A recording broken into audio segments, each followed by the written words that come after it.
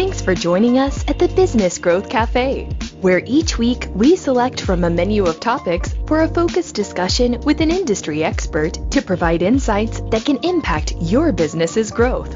With your host, Angelo Ponzi. Hi, I'm Angelo Ponzi, your host here at the Business Growth Cafe, and thank you for joining us. It's almost August 1st, 2020. And if I've been asked once, I have been asked 1,000 times, maybe 10,000 times. I might be exaggerating a little about SEO, PPC, Facebook advertising, landing pages, websites, social media, etc., etc. Man, I miss those days when someone would say, hey, let's do a radio and TV campaign. Now, to help solve and maybe address some of these questions and issues, I have with me today at the cafe, Katie Wagner. She is the founder and CEO of KWSM, a digital marketing agency, and congratulations, celebrating your 10th year. But before Katie and I jump into this, I'm going to take a quick break. A chief marketing officer has both the power and the responsibility to drive long-term strategic growth that can ultimately lead to organizational prosperity. And that growth starts with a vision. What is your firm's definition of success? Growth? How will you strategically work towards expansion, for example? Equally important, what is your customer's perception of your firm? And how well do you meet a need or deliver value? When you begin to align your vision with that of your customer, you build a stronger, lasting relationship with them. You see the whole picture, realizing the lifetime value of that customer, as well as the lifetime value you provide. A CMO must look at success with a strategic mindset, looking beyond the transactional. The CMO must understand the customer journey, utilizing the competitive intelligence, embracing and leveraging your unique market insights. If your business is ready for growth and you need a CMO, but you're not quite ready for a full-time person yet, I'd welcome the opportunity to explore the benefits of using a fractional CMO. Visit theponzigroup.com to learn more. As I mentioned, I have Katie Wagner, founder, CEO of KWSM, a digital marketing agency, with me here at the cafe to answer your questions and offer up some great advice on the importance of implementing an effective digital campaign for your business. Katie, welcome. Hi, thanks for having me. Yeah, I'm so happy you were able to join me today. I know that you're a busy agency executive and leader. I know what that happens when you have employees. A lot of time, your time is not your time. That's so right. to carve out some time to share your knowledge and offer some advice to my listeners, I really appreciate that. Oh, well, thanks. But before we get started, why don't we, you, take a few minutes to talk about you and your agency and your services and all that good stuff. Sure, I'm happy to. As you mentioned, KWSM is 10 years old. 2020 is our 10-year anniversary. And before I started the agency, I was actually a television anchor for 15 years. And like many of us, I saw my industry changing when social media and digital tools started to get big. And so I retired from television in order to teach business owners how to use digital tools to help tell their story and get in front of their target audiences. And that's really what KWSM is all about. We're a full service digital agency, but we really focus on messaging and story and how to get your story in front of the people that need to hear about you. Because Angelo, so often people think digital is about the tech, and it is to a certain extent, but you can have the most complicated lead generation funnel in the world. And if you can't get somebody into it with good content, then it's not worth anything. Mm-hmm. So we think that's really the first step. And we are professional storytellers, brand journalists. That's how we think of ourselves. And then we help distribute that brand journalism on the tools that will get people into the funnel and into the sales flow or lead generation flow. You know what? I love the way you just described that, because so many times it's about the tech. At least in the conversations I have, they're so concerned with how it gets done. I was talking to a prospect, I don't know, about 3 weeks ago, and during the conversation, it seemed like after every question, it was like, so what are the tools you use for that? What are the tools you use for that? And I'm thinking to myself, who cares about the tools? We have to understand the messaging and the strategies and the content, right? We'll figure out how to get it there, because if no matter what we say, if they're not coming to your site or whatever, because we're not giving relevant information, then the tools are just tools. Well, and that's what I say. Sending a tweet isn't hard. It's a sentence, right? Sending an e-blast, most of us can figure that out. But knowing what to say and how that's going to fit into the overall story and messaging, that's an art form. And I really think that that is the most important part of any campaign. And I think one of the shortcomings is that business owners get fooled by all the tech, right? They meet agencies or consultants that understand the tech, can speak that language, and business owners don't know what they don't know. And so they think, oh, well, they can take care of this. And then it comes to the message and there's nothing there, or there's no thought behind that part. And the whole thing falls flat and they wonder why. Yeah. You and I have talked about this before. Some of my earlier experiences with other digital firms, really, it was about the tech. And as soon as we got into messaging, it was always, I got to go talk to somebody else because they couldn't answer it. And it was really about how to maximize and, what those tools were and things like that. And so I love your perspective on it. And honestly, I'm not sure I've talked to many digital people that came at it that way. And that's obviously how I come at it from a messaging standpoint. And so to me, that's fantastic. I love that. Thank you. I like to ask some questions of all my guests before we kind of dig into the topic at hand.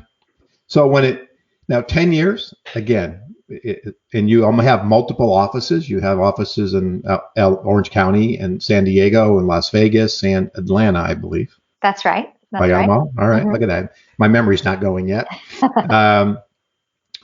So during this process, and obviously you have a machine now, you have an engine, you have lots of employees. What keeps you up at night when you think about growing your business? Oh, that's an easy one. It's the same sticking point we've had for 10 years, finding the right people to hire to grow fast enough. So when the business is there, when the clients are there, it's finding the right people to add to the team to make sure that the standard of work, the quality of what we put out doesn't dip. And I think that's hard to come by, right? We're really picky about who we add to the team. Most of our staff has a journalism background. Most of them are professional storytellers. But they also have to be the right culture fit because from your agency days that when you're working together so collaboratively for a client and everybody has to brainstorm together and really be part of the same machine, the culture is important. The fit within the team is important. And I think we're so careful about choosing the people we add. And we're not huge. We've got between 35 and 40 people on the team now. But we're so careful that all of those people will get along and we eliminate the conflicts between them. And that makes us do better work. It's better for serving our clients that way. And so, yeah, when I lie awake at night, that's what I'm thinking about. Where's my next hire? How am I going to find these people to help serve our clients well?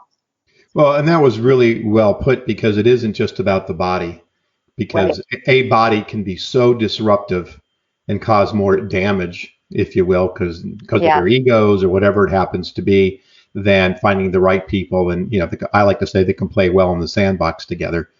Right. Because your point, sometimes I remember in my agency when, it might be 7, 8, 9, 10, 11 o'clock at night, and we've got 4 days to put together some campaign and, everybody's tired, angst, and ready to jump on, anybody that says the slightest wrong thing. But ultimately, we have to all work for that common purpose. And you have another challenge in the sense that not only have to find the right people, but you also have to find the right people within your various offices that could also play well with the people in different offices. That's true. Yeah. And as we've grown, we've really developed sort of separate cultures in all those offices. So sometimes we meet somebody in Atlanta and we say, oh, they'd be great for San Diego, but we can't put them in Atlanta because of the team there. And I think that's been hard. We've had to say no to a lot of employees who could probably do the work. But as you just said, if one person disrupts that culture, that's bad for the clients. It's bad for the work we produce. And so we really have to guard that above all else. And we do things like personality test them and have extensive interviews and do peer interviews, coffee dates before we hire them to make sure it's going to mesh, because the quality of our work is so much stronger when we can work as a common unit with that common vision in mind. Yeah. I remember my last corporate job, which was 2011. And so through the recruiter, I met with who would have been my boss. And then I went to the CEO. Then I went to the next person in charge. And then I had a peer meeting with like 4 people that would be working under me. Then I had to go back again and have another interview. And what they did, which I thought was really interesting, at the end of all that, they said, okay, it's between you and somebody else. You've now been here interviewing whatever that was, 7 times. And I think that literally was the number. Wow. You've got 5 minutes to make a presentation to tell us how to move forward after all the things that you've learned. And it was like, wow, I 5 like minutes. that. Yeah, it was really challenging Yeah. to communicate what I heard and what I think you should do going forward. And I actually won that job. And the interesting thing is when I got into it, the plan I laid out in that 5 minutes was the plan we actually ended up executing. Nice. So that was really interesting. Nice. But that had never happened to me before. Well, no, I like that, because thinking on your feet is a big part of this job, right? Being able to innovate and put stuff out there. Sometimes I shouldn't give away too much, but sometimes in interviews, we'll hand the interviewee one of our products, clients' products that we promote, and we say, tell us about a campaign for this. And often we work a lot in fitness. It's a fitness product, and they don't know what exactly it is or what it does, and we'll explain it. And then they have to tell us who they're going to target, what channels they're going to use to promote it, and what the thought behind the campaign is. And you can tell a lot about whether somebody can do this job in those moments. Not only can they innovate and come up with creativity, but can they keep their calm under stress? Because it is a high pressure job. It's a stressful job, right? And they have to be willing to stay calm and think straight in those instances. Right. And depending on the role, if they're, an account person and they're sitting in front of a client and you're having those kinds of meetings and you can't think on your feet. I remember in my early days when if I didn't know something, I'd say, I'll have to get back to you. I'll have to get back to you, because I was still learning. Right. And I remember my boss pulled me in and said, you've got to stop saying that. The client doesn't want to know that you have to go to somebody else. They want to know you can do it. And I was like, really? Oh, I get it now. And it kind of changed things in the way I approached business and frankly started probably using more of my research skills to understand what was going on. So when I could get into those meetings, I could pivot. And that's just kind of the way I am now. But yeah, it's interesting to see the personalities and how people react in certain situations, because to your point, marketing is a stressful job. Sorry to disappoint you folks out there listening, but yes, it is stressful. It is stressful. We all have couches in our offices so we can lay down and right. have our weekly shrinks come in and talk to us. That's right. That's right. It's not just playing on social media all day, sadly. Yeah.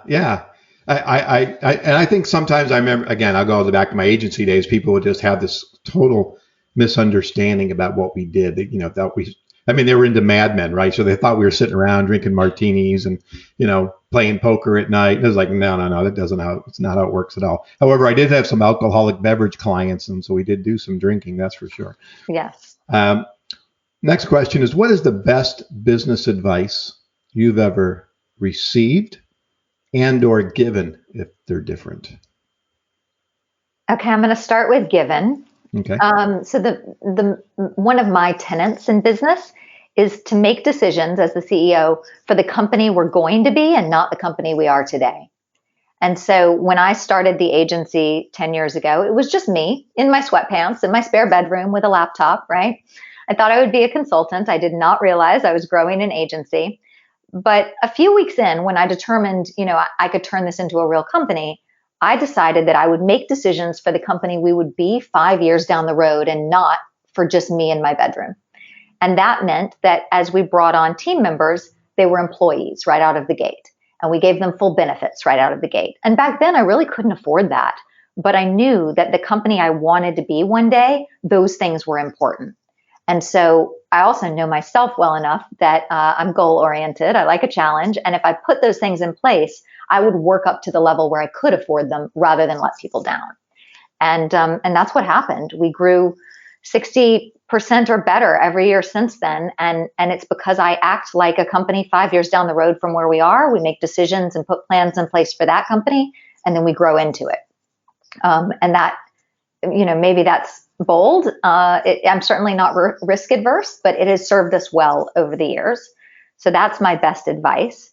The best advice I've ever gotten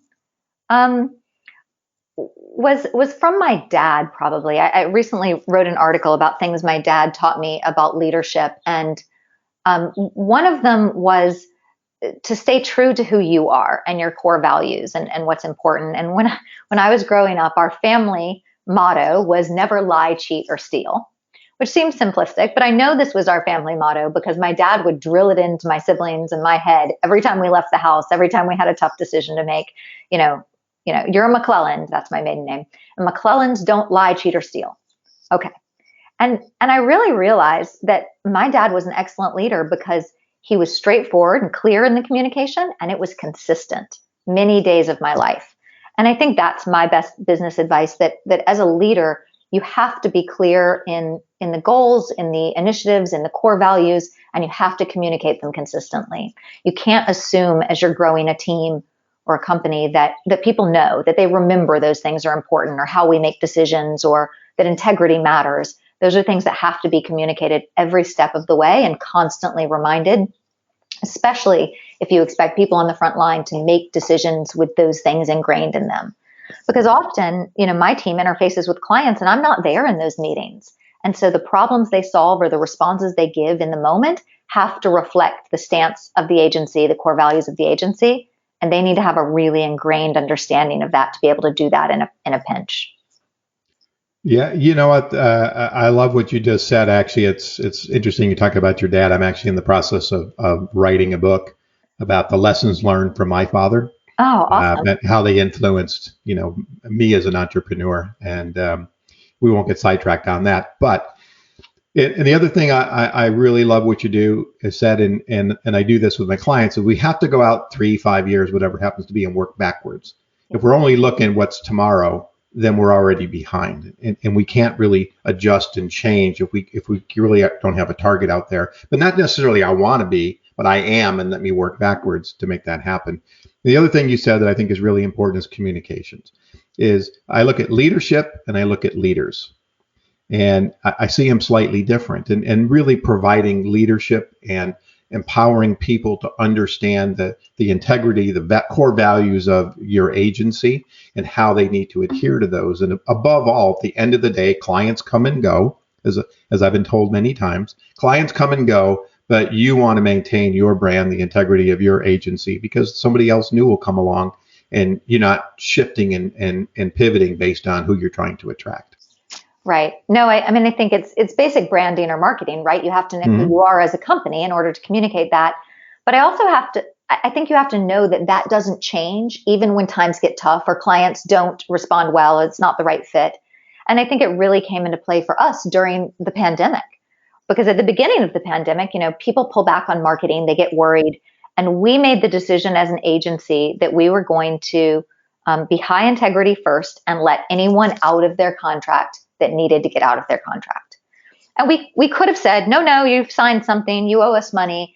But people didn't have the money. They were scared and they were, cutting expenses to keep from laying people off. And we just made the decision that we would hold to what we believed and let them out. And that hurt, in the short term. And it could have hurt a lot longer, but it was the right thing to do. And my staff knew that, and they acted accordingly. And I think it served us well in the long run, because we've now rebounded, which we're lucky for, but we've never stopped being the company that we're proud of and acting in a way we're proud of with our clients. And I think that resonates with the people that are the right fit for us. Yeah. And I've been lecturing on that businesses shouldn't pivot to the point where they're hurting their brand. Right. Because when you do come back, you potentially are a different brand, and now you've got bigger issues. Mm-hmm, mm-hmm. Well, and the world may be changing, but you need to make pivots that make sense, right? You can't become a different company overnight just to try to give people what they want, because they're going to want something different as this situation evolves. Mm-hmm. And if you're constantly changing, then you don't have a story, right? You don't have a message to put out there that resonates with people because they can't pin you down. So we started off talking a little bit, and I think this will be a different answer, but I'm going to ask this question anyway. Okay. So when I asked you what kept you up at night, you mentioned it was your people. From the very beginning, it was about your people. Yes. So if you look at your 10 years in growing your business, what was the kind of the biggest challenges? I mean, again, my listeners are startups, small businesses, medium-sized businesses. But what were some of the business challenges that you faced as you grew? I think the biggest challenge is that when you're a startup or an entrepreneur at the beginning, you do all the jobs, right? You wear all the hats, you deliver the work, you sell the work, you analyze the work, you're doing the invoicing, you're doing the customer service. And that's the way all of us start. And I think the hardest part for me was each time I had to give up one of those jobs. It's a great milestone in a business where you're hiring people to take on those responsibilities and you're training them and you're letting go of a piece of that. But then it's also a transfer of trust, right? A lot of trust to put into somebody to say, okay, now I'm not going to do the sales, or I'm not going to do the invoicing, or I'm not going to run this account. I'm going to trust people to do that. And I think that was the moment for me, or those many moments when I had to really make the decision over and over again. Am I going to be a consultant, or am I growing a company? Are you going to be really good at what you do, or are you going to grow a company that's bigger than who you are and what you can do alone?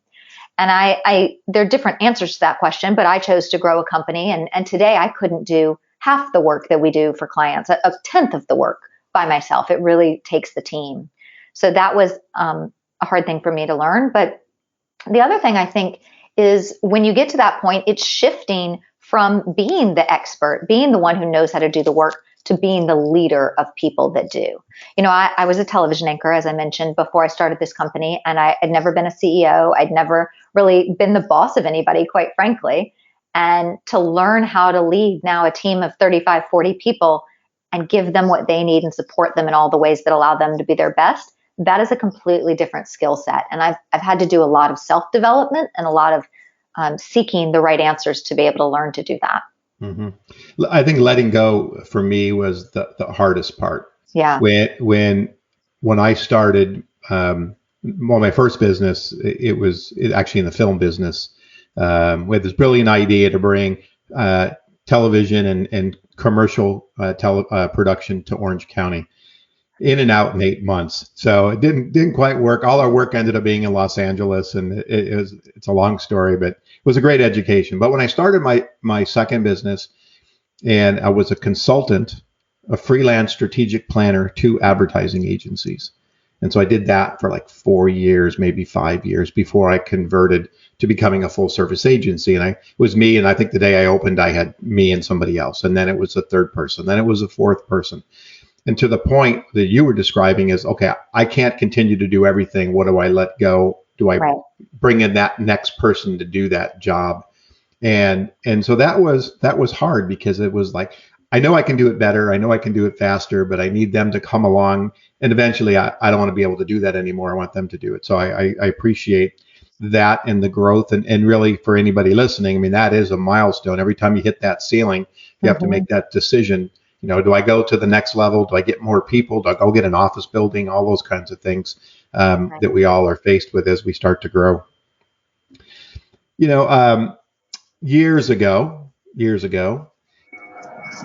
Mac came out with a computer, and everybody and their brother became an art director, right? You could do ads online and all that kind of stuff. For me, digital is a little bit like that, in the sense that everybody thinks because they have a phone or they have a social media account that they can do this. And so whether it's traditional agency, I actually talked to a publisher and they have a whole digital arm now. And so the competition, in a sense, is not just other digital firms. It's a lot of other folks. So from a strategic standpoint and positioning, how those challenges been for you, and how do you, in those kinds of interviews or meetings with potential prospects, differentiate yourself for your business? Well, I think you're exactly right that everybody has a millennial niece who knows how to use Instagram, right? So she could probably run our social media program or our digital marketing. And I think part of that is just an education issue, right? It's not as easy as, can we get posts up there? It's everything from what should the post say, when should they be posted, what are they driving towards, how do they fit into the larger ecosystem of what you're trying to accomplish. And I think the way we approach it is really from a strategic standpoint, that there has to be a strategy behind what and when and how you're posting. And I think that needs to educate people. It's also digital changes really quickly. What worked last week isn't going to work next week. And as an agency, our job is to stay on top of all those changes and all those pivots and innovation within the industry to keep getting results. And I think it's hard to ask somebody who doesn't do this full time for a living to be aware of all those changes. And often we get clients that have been running things in-house, and it's not that they're doing a bad job. It's just that they're not completely up to date with best practices or the new strategies that are working well now. And so I think that's one way we talk about it.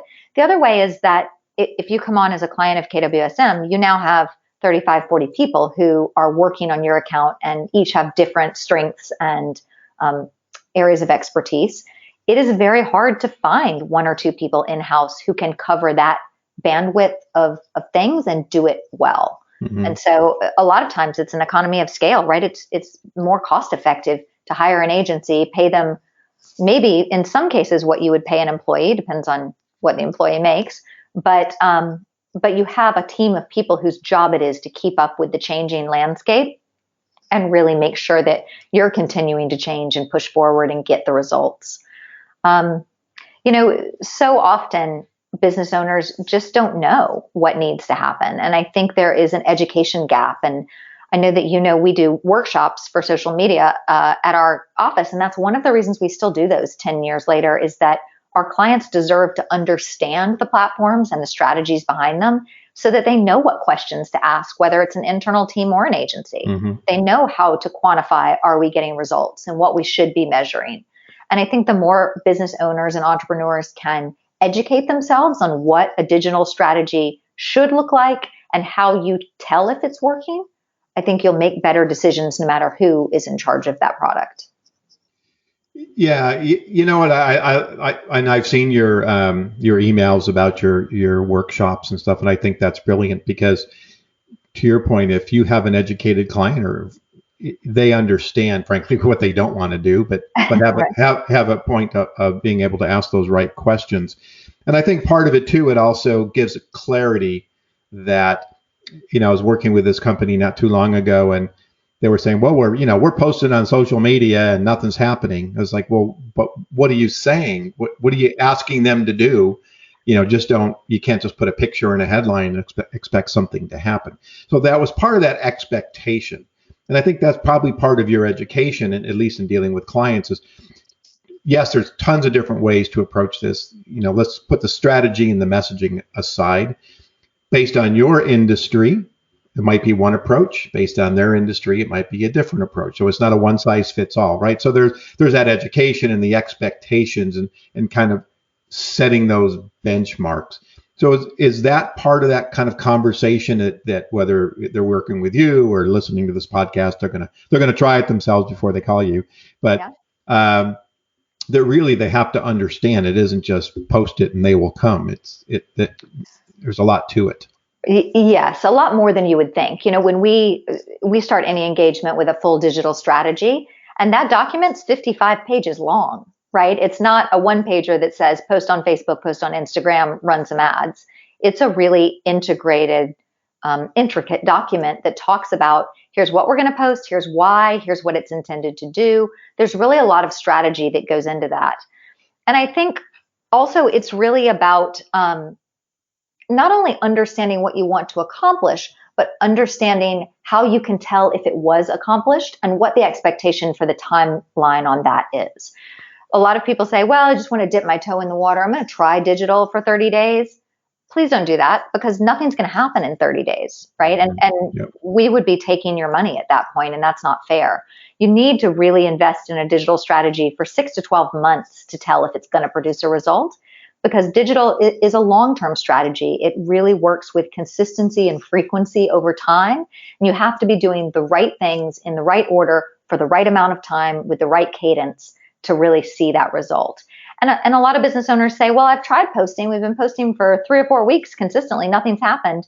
Well, that doesn't mean nothing is going to happen. It just means that you may not have gotten there yet, or you may not have the right strategy to get there. Mm-hmm. And so, then it might be worth hiring an agency or a consultant to do some kind of audit. What are you doing that's right and what are you doing that's wrong? But I really think that education revolves around expectations need to be for the long term, and you have to have the stomach to stick it out. because you may be trying digital for a month or two without seeing the return you want. Maybe you're not seeing any sales or any lead generation yet. And that doesn't mean something's broken. It means you're building the system, and that system has to get traction and grow on itself to really deliver results long term. And I think that's hard. Yeah, it is hard because there's frankly, digital has changed the way we think, right? Everything's instantaneous. So you just your expectations, if I do this today, it's going to happen tomorrow. And I've had some clients, a couple of years ago that got into doing SEO, and 30 days into it, they're saying it's not working. They said, no, we still got at least 5 or 6 or 7 months to go before it really starts to work. It's an investment. And that also gets back to that kind of investment versus expense mentality. And again, I need leads. Okay, well, let's figure it out. Know that some of these things are going to take longer than the others. We'll make adjustments. And you had mentioned, we talked a little bit about technology. And that's the other thing that really, I believe, enters into this is even when there's a strategy in place and everything seems to be working, Google could show up tomorrow and change something. And so while like your team and most companies don't have people that are constantly watching this, just like they don't spend time watching competitors all the time, right? Is that we'll do that once a quarter, once every 6 months or a year. But the same thing with the technology side, something can change and now your program is broken. Absolutely. We like to say we have the only job where the tools we use are actively working against us, because Google doesn't want you to rank, right? They're going to continue to change things so that you don't. Facebook doesn't want your ads to be a huge success. They want you to spend more money, right? So the algorithm works against you a little bit. And it's, it's playing that game. It's understanding how to tweak and test and iterate and change and go again.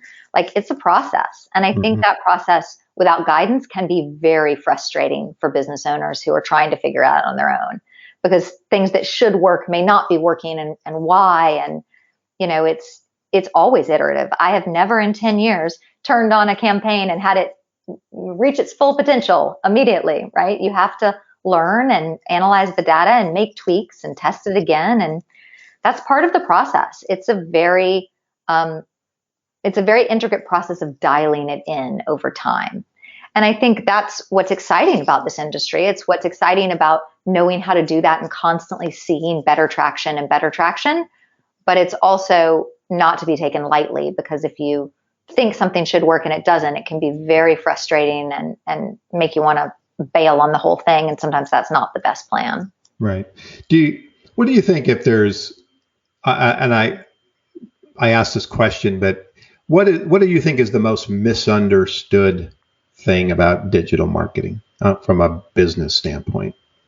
I think that's really it, that people think as long as I'm posting on the social media channels, as long as I've got an ad running, as long as I'm quote unquote have SEO on my website, it should just work.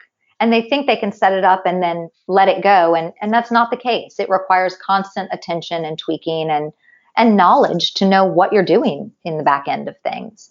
And really, I think the most misunderstood thing is that if the end result you're looking for, let's say lead generation or sales, doesn't happen immediately, then quote unquote, it's not working.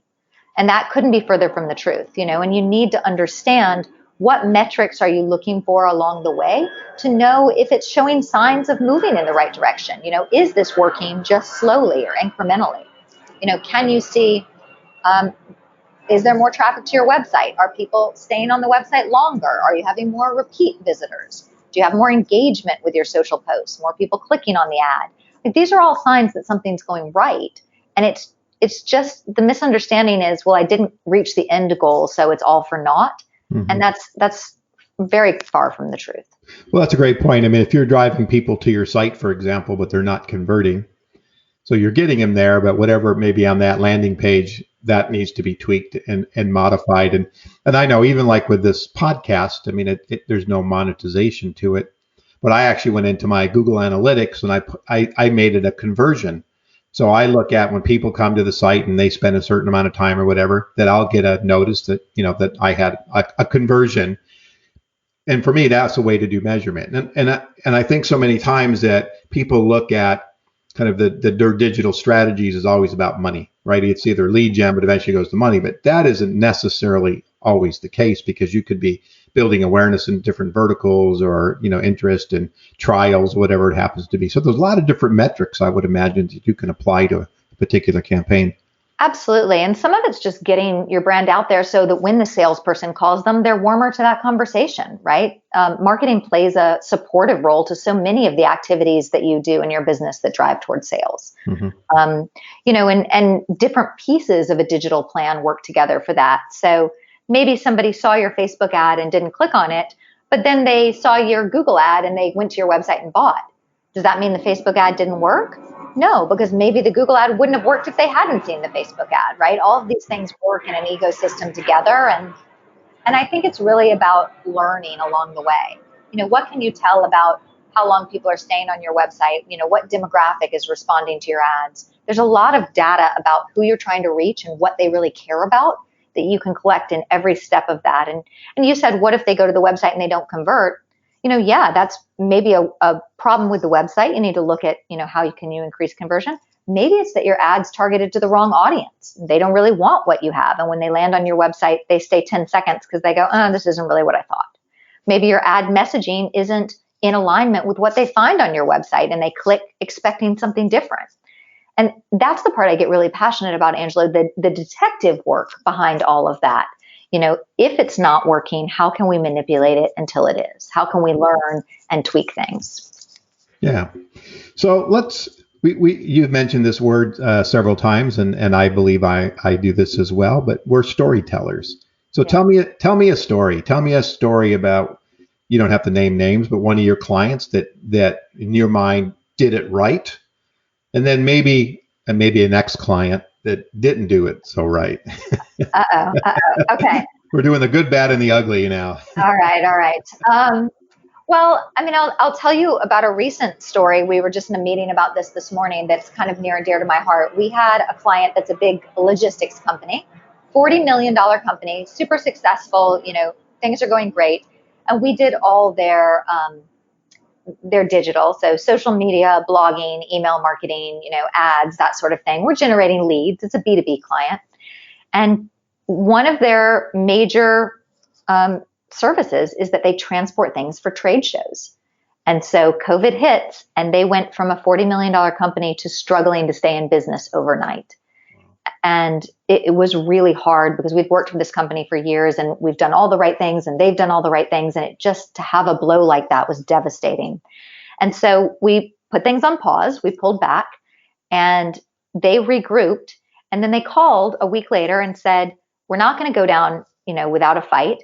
Can we come in and you guys help us pivot and re-strategize the story we're trying to tell, the messaging and what we should be to the clients we serve? And we agreed to do that. They came in and we designed a brand new digital strategy to reach new target markets that didn't have anything to do with trade shows, but still could need logistics. And all their fleet of trucks, could still be utilized. And one of the places we decided to focus was Hollywood studios and stuff where they're going to film shoots. They need to transport props and scenery and things like cars that require specialty transport. And we rebuilt the website. We redid the messaging. We recalibrated all of our ads and our social to speak to this audience. And, they're not out of the woods yet because we're in a ever-changing climate still, but they're back in business. They've rehired a lot of the team that they furloughed, and they're starting to rebuild. And I think that's really, this is such a powerful time to be in marketing because that's the kind of impact you can help a business have when they trust you to help tell that story, right? When they trust you to really help get in front of the right audience and help them convert those people into leads that want to learn more. So that's been important. There's a million companies that we've been able to help pivot during this particular time, and that's been really meaningful work. I think another one that I'll tell you about is a client that was a nonprofit, big nonprofit, and things were going great. And right before COVID hit, this one's not COVID related, they had a fire that burned down their headquarters. And this was a 30-year nonprofit. Everything they had was inside that building, and they were basically just leveled within an overnight fire. And we went to work helping them with digital marketing from a crisis communication standpoint. How do we get the word out to our donors, to our clients, to the people they serve with this nonprofit? And how do we tell them that this terrible thing happened and we need their help, but we're not down for the count and we are going to rise from this? And we raised $1 million in the next 2 weeks to help them rebuild. And that's the power of using these tools that do have the immediacy to them to really get into the conscience of the right audience. Mm-hmm. You know, this isn't just putting a story in a newspaper, it's going to air next week and hopefully the right people see it. This is a proactive way to really be able to get in front of the people you need to hear your message. And we were able to really drive a lot of action and motivate them. So, you know, a lot of feel-good stories for us lately. All right, somebody who's doing it wrong. I will generalize this a little bit. All right. We have a client that is a product, like a consumer-based product, and it's a product in a very crowded industry. It's a hot buzzword type product. It has to do with hemp and that sort of thing. Mm-hmm. And so very crowded industry. And it's going to take a large budget and a lot of really aggressive marketing to get in front of the right audience and to get your brand known over brands in this industry that have been out for many, many months ahead of you at this point. And I think their biggest mistake is they wanted to start slow. They wanted to experiment. And when you're in a situation like that, that's not the best move. You really need to have the budget to invest to get out ahead of your competitors and to really get the brand awareness and the eyeballs that you need, or else it ends up being wasted money in a lot of ways. And, you know, as an agency, you try to advise and make those recommendations, but at the end of the day, it's up to the business owner and the decision makers in that company about how they want to proceed. And it can be really frustrating watching somebody who's not throwing money away, but not getting the impact that they should be getting because they haven't really understood what it's going to take to get out in front and how long it's going to take. This was a client we worked with for just a few months because we came to the mutual understanding that I didn't want to take their money for not being able to produce results. And a situation like that where it is an uphill battle, that's a crowded market, you're pushing a new product, you got to go direct to consumer. That's a 12-month proposition on the short end. And 3 or 4 months in, you're not going to see the traction you need. And so you need to have the budget to invest. I like your word investment. You need to have the budget to invest over time until you get to that tipping point. And in this case, they really didn't. And it was better to pull back and try other things rather than throwing a lot of money on advertising that wasn't going to make an impact. Sure. And I think, too, in this particular case, making an assumption of the product category. I mean, it's crowded. There's a lot of noise going on.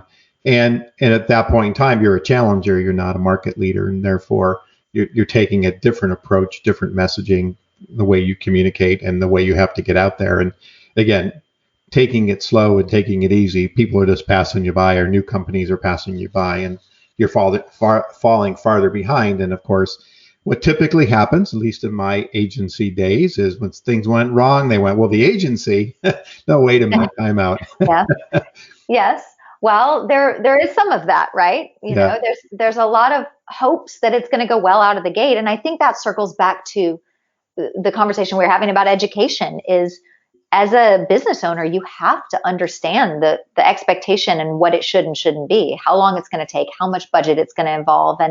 And really that if you're going into a market where there are strong competitors, that is an uphill climb.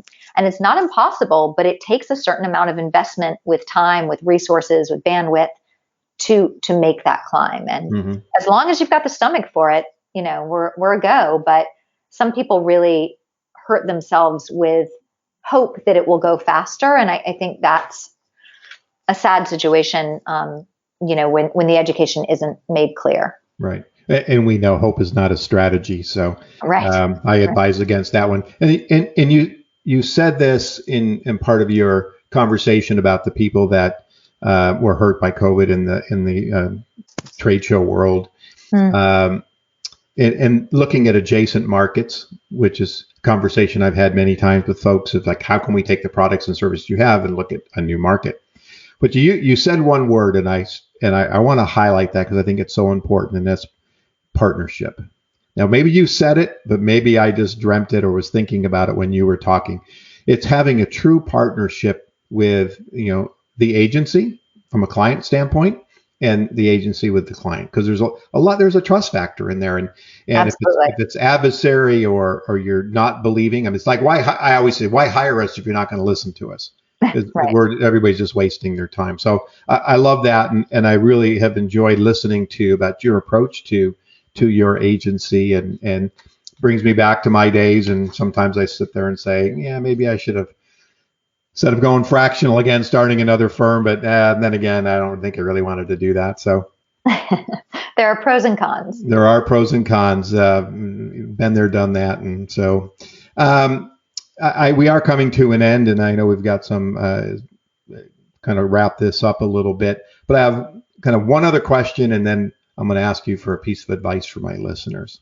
Okay. But what gets you out of bed every day? What inspires you when you wake up in the morning?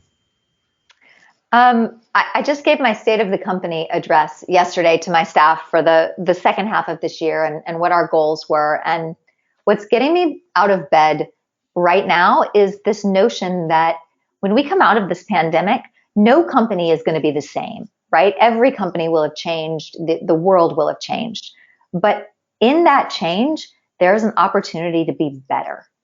And what drives me more than anything right now is not wanting to be the same agency, the same company we were when we entered this 5 months ago. I want to be better. And I want to learn and grow and serve our clients and understand what they need a little bit better every single day. And that's really what I push for. And, it's like a digital strategy. If you can be constantly learning and adjusting, that's a win. And that's a win for a company, I think, as well. Beautiful. I love that. So last question is, we've covered a lot of topics here today, and this has been very educational. I know my listeners are going to find a lot of value in this, and hopefully you've enjoyed this conversation. Yes. But if you could make one or two or three suggestions for my listeners when it comes to kind of thinking about their digital strategy and could help grow their business, what might those be? So I think the number one thing, especially in this climate, is you have to think in terms of your audience. So not just who are you trying to target, but what are they going through in this time? How have they been affected? What are they feeling or wanting? Because so much marketing, I think we fall into this, we talked a lot about story and messaging, but we fall into this trap where we're only trying to get our message out and trying to talk about our features and benefits. And especially in this pandemic, post-pandemic world, it can't be about you. So really think about where are your customers or your audience in this time, and how are you going to speak to them about the things that are important to them? That's the number one messaging point you need to really focus on right now is what do they need from us and how are we going to convey it? And then I think my number two tip is do some research, take some classes, really educate yourself on what digital can and can't do. What should you expect? Even if you have a consultation with an agency or a consultant, just do some learning about why these tools are powerful and what you can expect if you were going to jump into this world. And then be realistic with yourself about what you're willing to invest, whether it's time, staff resources, bandwidth, investment from a financial standpoint. What can you put into making this go? And that'll help you answer a lot of questions about whether it's right for you and whether the timing's right. Because a lot of businesses are in a different place financially now than they were previously. And a lot of it's rebounding, but how fast are you going to be able to put the time and attention into a new marketing strategy? Mm-hmm. And then I think last, it's that this is a long-term strategy. Stay consistent over time and really commit to it.